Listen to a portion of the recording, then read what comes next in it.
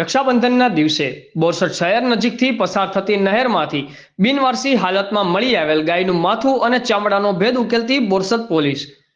19/8/2024ના રોજ રક્ષાબંધનના તહેવાર નિમિત્તે સોમવારના દિવસે બોરસદ શહેર વિસ્તારમાં ટેકરિયાપુરા સીમ વિસ્તારમાં આવેલી નાની નહેરમાંથી ગાયનું કપાયેલ માથું મળી આવેલ, જે અંગે ગૌરક્ષક સમિતિના સભ્ય મેહુલભાઈ ઈશ્વરભાઈ ધુળાભાઈ પટેલ નાઓએ પોલીસ ફરિયાદ આપતા બોરસદ ટાઉન પોલીસે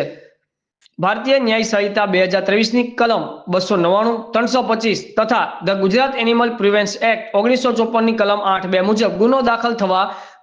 પામેલ, જે ગુનાની તપાસ પોલીસ તરફથી આરંભ કરી અલગ અલગ ટીમો બનાવી આ ગુનો શોધી કાઢવા માટે અંગત બાતમીદારો તથા હ્યુમન સોર્સ અને ટેકનિકલ સર્વેલન્સનો ઉપયોગ કરવામાં આવ્યો હતો।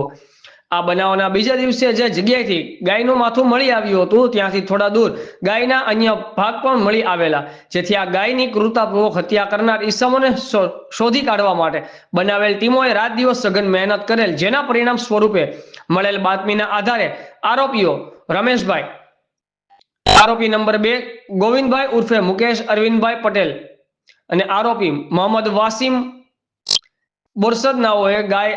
આરોપી રમેશભાઈ પાસેથી કટિંગ કરી તેનું માંસ નિયાસ કરવા માટે અન્ય નહીં પકડાયેલ આરોપીઓ સાથે મળીને વેચાણ રખાવેલ, જે ત્રણેય આરોપીઓ અટક કરી કાયદેસરની કાર્યવાહી હાથ ધરવામાં આવી હતી। આ ગુનામાં સંડોવાયેલ મુખ્ય 2 આરોપીઓ સાજિદ ખાન ઉર્ફે લાલો રહેમત ખાન પઠાણ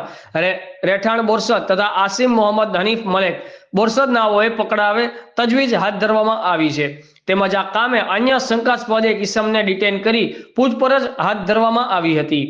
અધ્યમ કૃત્યમાં પ્રત્યક્ષ કે પરોક્ષ રીતે સામેલ આરોપીઓને અટક કરી મોકલી આપવાની પોલીસ તરફથી કાયદેસરની કાર્યવાહી હાથ ધરવામાં આવી છે।